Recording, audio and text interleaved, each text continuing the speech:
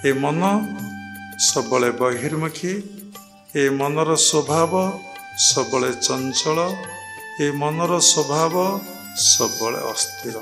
किंतु ये कथा समस्त प्रযোज्य नुहे।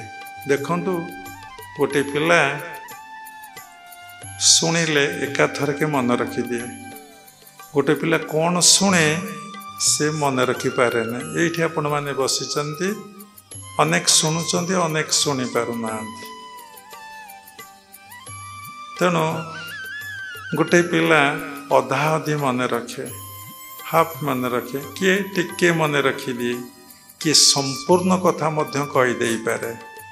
तार कारण होची जन्म जन्मांतर साधना, जन्म जन्मांतर संस्कार, जहाँ भीतर सुसंस्कार अच्छी, जार चित्त शुद्धि अच्छी, मनर शुद्धि पवित्रता अच्छी, तार सब मन रही जाए। जार नहीं से चेष्टा कले, अभ्यास कले निश्चिंत भाव मन रहिबो। तेणु प्रथमे जार संस्कार एते बलवत्तर नहीं, ताकू बाधा विघ्न प्रतिबंधक देखादब। विभिन्न प्रकार प्रतिकूल परिवेश सृष्टि हब, विभिन्न प्रकार कमेंटर शिकार हब। निजे एक घर लोक तुमको विरोध करेंगे, कारण तुम संस्कार सहित तांको संस्कार केबे समान नहीं। जदि संस्कार समान रहिबो, समस्ते समस्त को साहाय्य आउ सहयोग करेंगे, कहीं क्या को डिस्टर्ब करेंगे नहीं। से लगी लाहिड़ी बाबा कहते क्रिया जगर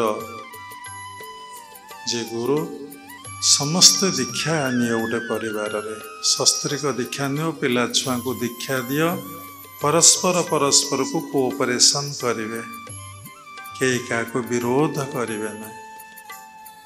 किंतु एबे बापा जदि दीक्षा नौचे से तांको स्त्री को सहधर्मिणी दीक्षा कथा कहूना, कहीं पुओ झील को भी कहूना, कहीं ना से गुरु का आदर्श से अनुप्राणित होना। से माने शीघ्र कमेंट मारिबे, आपण दीक्षा नहीं कौन कले, आमे दीक्षा नहीं कौन करिवो। जदि दीक्षा नहीं जीवन को आपण नुआ करे गढ़ी तोलुथिबे, तेणु आपण आदर्श रे अनेक लोक अनुप्राणित हेबे। आपणकर स्वभाव, आपणक आचरण, आपणक कर्म भितरे ग्रेट चेंज हो, नुआ हो। आपण जदि गुरु संस्कार को भूल कहले, गुरुंकर उपदेश को जदि आपण मानिकी चलती, से आप नुआ कर गढ़ी तोली देवे, से कष्ट सह्या पड़ो। से अनेक घात प्रतिघात सह्या पड़ो। जे पत्थर हुए से रहे एवं पूजा पाए, जे पत्थर हुए से उड़ेगी चली जाए।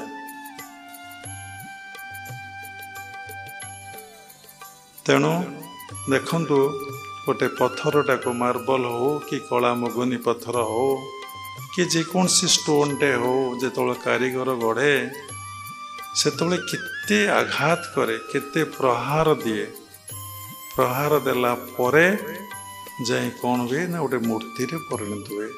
आमे से पत्थर कहूना, जो मूर्ति रे परिणत होता है, कृष्ण हूँ, राम हूँ, दुर्गा हूँ, काली हूँ, आमे से ठाकुर कही भितर भाव आसे, आमे मुंडिया मारू, से पत्थर कथा आम चिंता चेतनार अपसरी जाए। जितेबले ब्राह्मण प्रतिष्ठा करे, आमे ठाकुर बोली को लम लम प्रणाम करूँ, पूजा करूँ, नैवेद्य लगाऊ, आलती करूँ, दुख निवेदन करूँ, भगवान को प्रीत्यार्थे आमे कर्म करूँ,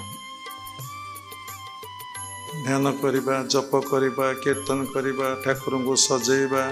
एटा हूँ भगवान को प्रीत्यार्थ। निजर किसी कामना नाई, मो ठाकुर भले रुहंतु। यही साधक संसार दुर्लभ।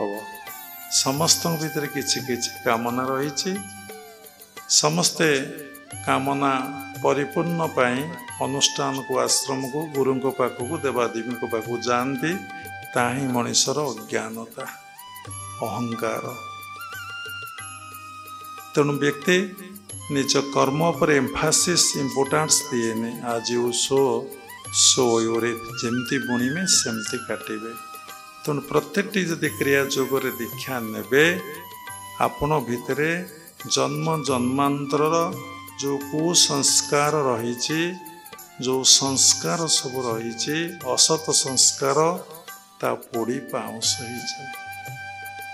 ଜାଣ 10 ବର୍ଷ ପରେ କି 20 ବର୍ଷ ପରେ ମୋ ବ୍ରେନ୍ର ଯେତିକି ଡେଭଲପ୍ ହେବ, 20 ଥର ଯଦି କ୍ରିୟା କରିଦେବେ, 20 ବର୍ଷର ବ୍ରେନ୍ର ଡେଭଲପ୍ ଆପଣଙ୍କ ଭିତରେ ହେଇଯିବ।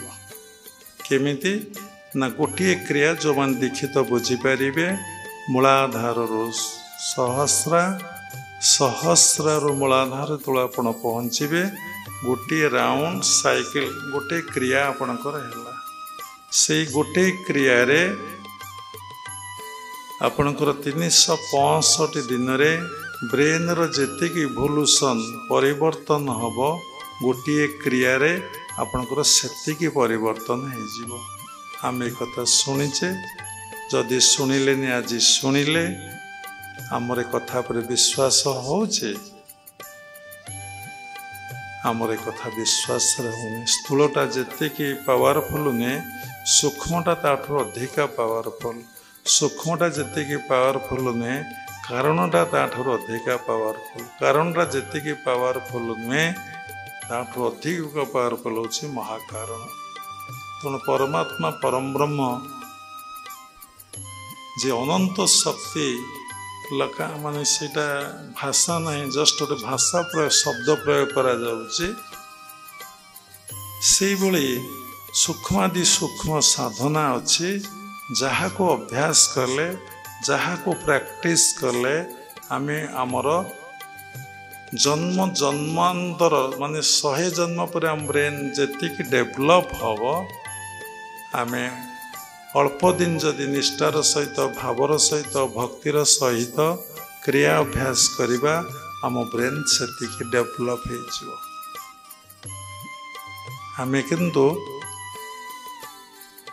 ଏ ବିଷୟରେ ସଚେତନ ନୁହଁ।